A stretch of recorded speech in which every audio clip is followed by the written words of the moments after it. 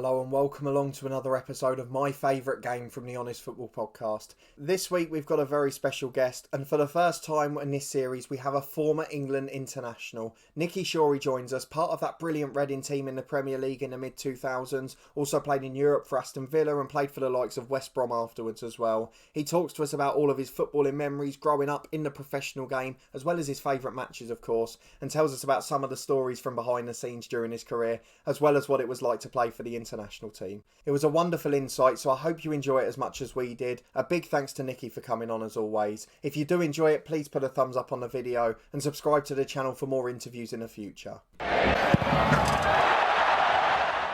Okay, I'm delighted to be joined by Nicky now, and I'll start, as I always do, by asking people to go all the way back to the start of their footballing life. So I want to go back to your first memory as a child. What's the first thing you remember about football?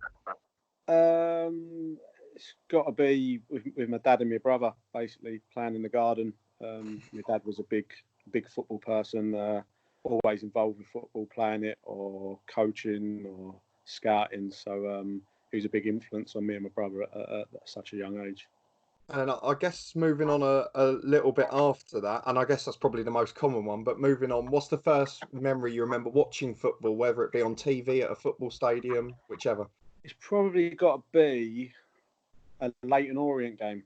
Okay. My dad was working at Leyton Orient when we was younger, and he used to take us over there because it didn't cost us anything. So it'd definitely be going over to Brisbane Road, watching an Orient game. And then I guess talking growing up competitively, of course you got into the Orient Youth Academy and that's where you made your breakthrough. But what were your first memories playing football growing up at a competitive level? I remember back then the Sunday leagues were so competitive, especially around my area. I mean, I was sort of Essex, Redbridge, that area, and I mean the amount of players from my age group that come through around that area in Essex. You know, John Terry, Bobby Zamora, Paul Konchesky, Kemi Izzet, Ledley King, J. Lloyd Samuel, Stuart Taylor. I mean, there were so many in that Essex team. It was sort of scary, really, how many sort of went on and become professionals. I guess moving on to your youth career, talk a little bit about, it's the bit that most fans don't know about, is the youth academy aspect, going through to the first team, the process. So talk to us about how you went from being a youth academy player at Leyton Orient to eventually making that breakthrough as a first team player. Yeah, I mean that's the toughest period for any player, I think, making that sort of progression from youth football to senior football. It's never easy. I was actually a centre midfielder all my youth career, and it wasn't till I was 18/19, and we had a reserve game. We didn't have a left back, didn't have a left-footed player, so I was the only left-footed player, and I got pushed to left back, and I've done okay on the day, and then I stayed there ever since. So you know, little things like that. Sometimes you need that sort of little bit of luck, because if I'd have stayed in centre midfield, who knows if I'd have progressed and had the career I did have. But so I went to left back, and to be honest, I went to left back, and then when I first got into the senior team at Orient, I ended up playing left midfield, and probably a little bit of both. You know, we had Matt Lockwood at the time, who was probably the best left back in that division by far. A lot of clubs after him at the time, so I wasn't going to displace him, and a little bit of sort of trust as well when a youngster. Let's put him left midfield, get him into the team, and try and bed him in before we get him left back, because obviously you know you need to be depended upon to be a defender, in especially in League Two. I was only sort of slight and not the biggest, so I ended up playing left midfield for my first few occasions. And I guess going back to that, what was your first thought when you were told you were going to be playing left back rather than centre midfield for the first time? I wasn't too happy, I'll be honest. If I'm being totally honest, I think my whole career I've been a sort of reluctant left back.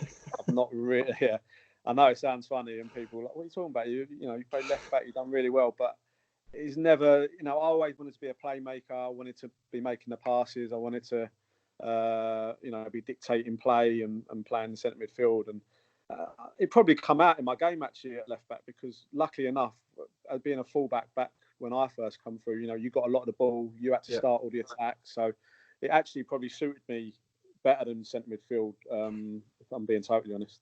Fair enough. I guess I wanted to talk to you about something that I've asked a few former pros before, because obviously you're involved in the youth setup at Reading, which we'll move on to in a little bit in the future.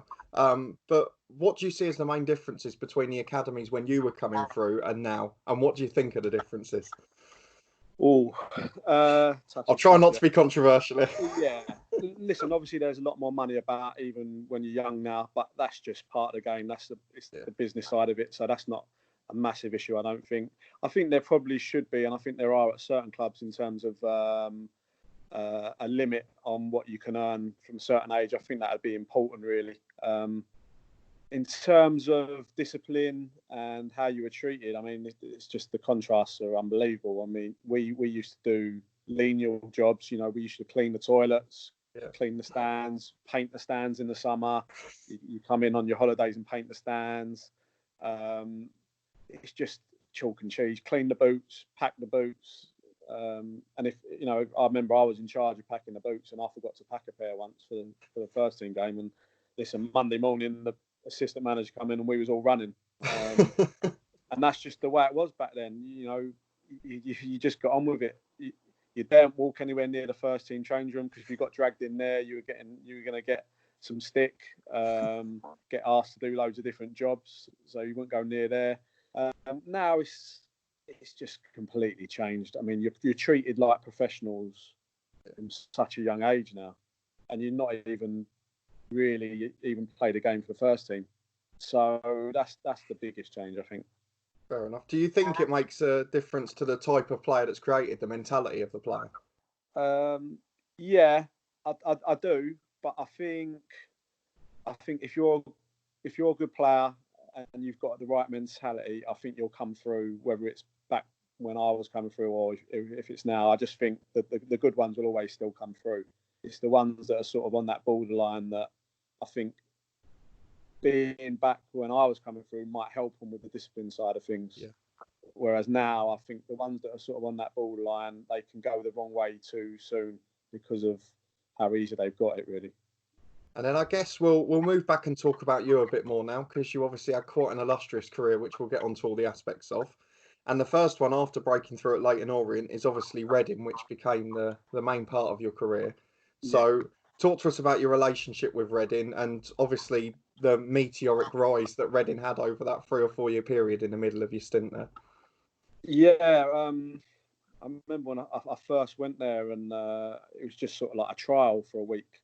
So I'd only played 5 or 6 games at Orient at the time, and I went there for a week, done a trial, come back, and I was back at Orient, and then Alan Pardew paid, I think, 25 grand for me at the time, and I remember going down there thinking it was just a different world, but it just felt right from the start, and I was very lucky that I went there at a time when they were really pushing. They had a decent budget.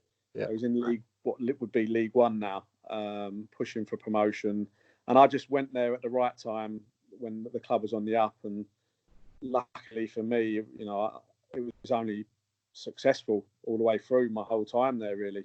Yeah, we had a couple of relegations later on, but to take the club to the Premier League, first time it's ever been there, it was just sort of like it was meant to be, and I feel sort of lucky and privileged to have had that move, really. And I've got to ask a bit about that sort of 2 years in the middle, most notably the promotion to the Premier League, and then that first season, which is obviously quite famous for the way you played in that season. How do you, going for fans behind the scenes, how do you keep that sort of momentum in-house? Because surely going up to the Premier League as underdogs, you're always expected to finish bottom. So how do you keep that in-house, that drive between you?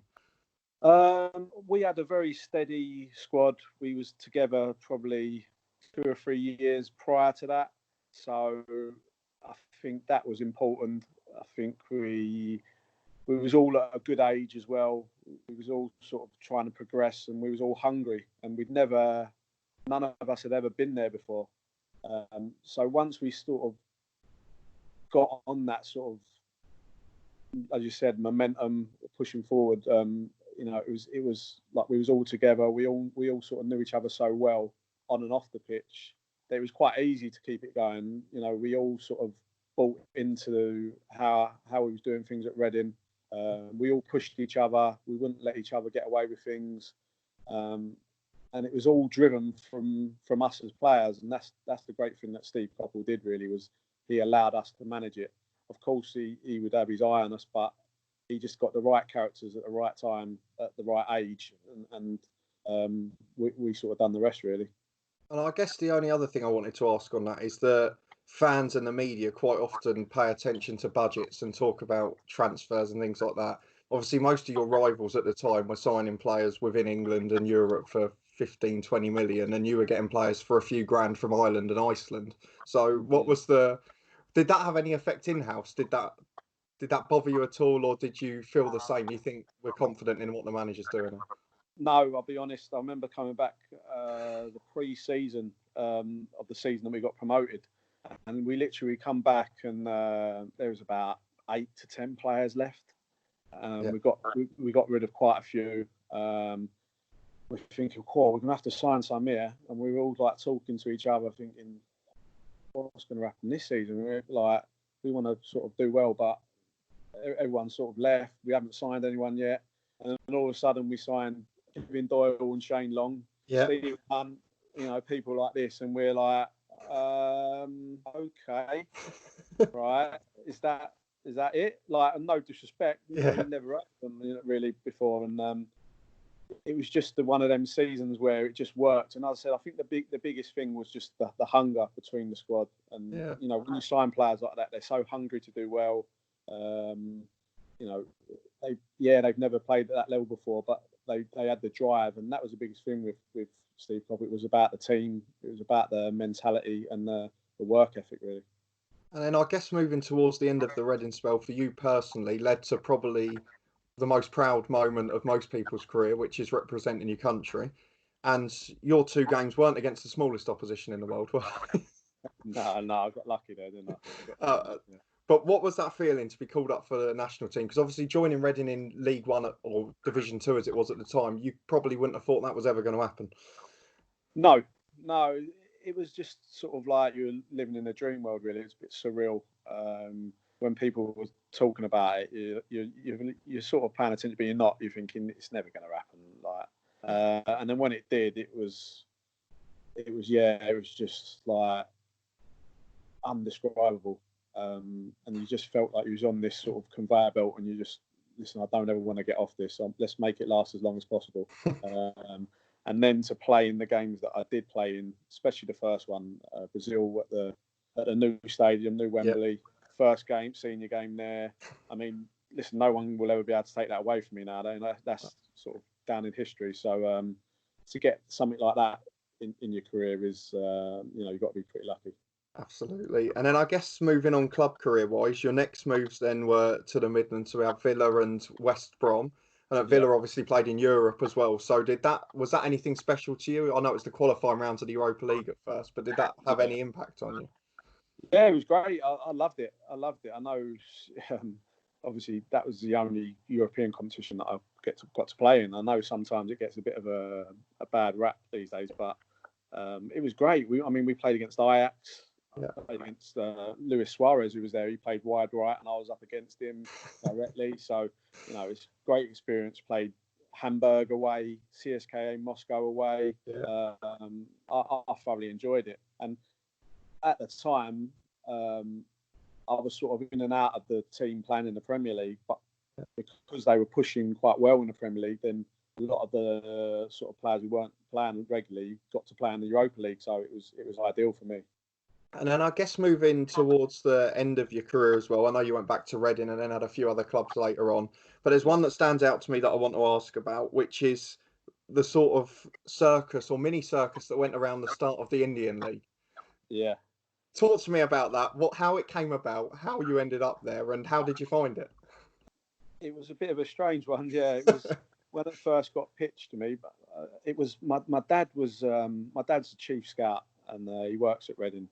And that was sort of ringing around, seeing what players might be interested. And he just, spoke to my dad. And my dad said, well, my Nick might be sort of interested in that. And when he first said it to me, I was like, are you sure about this? I'm not sure.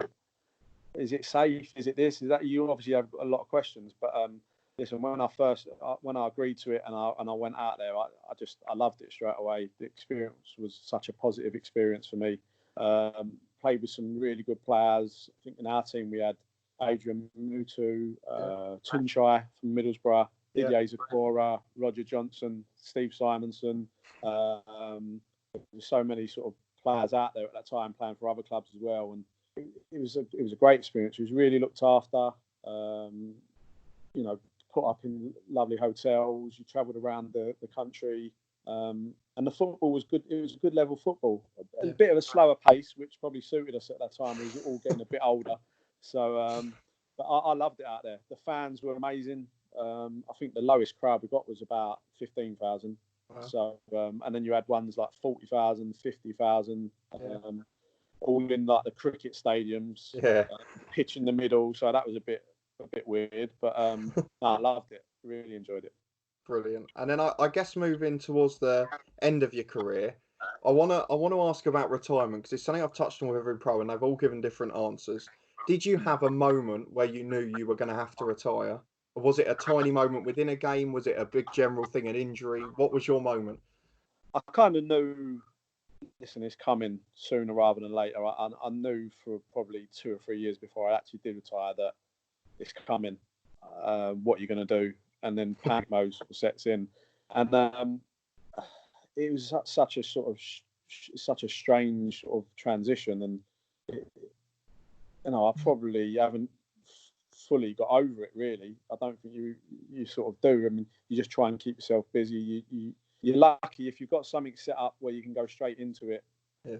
You're lucky, but you're never going to be able to replicate being a professional footballer. You're never going to be able to replicate that feeling of going on the pitch in front of the fans and that moment in the change room when you come in and you've had a win and you're with your teammates. You're just never going to be able to replicate it. So it's so difficult.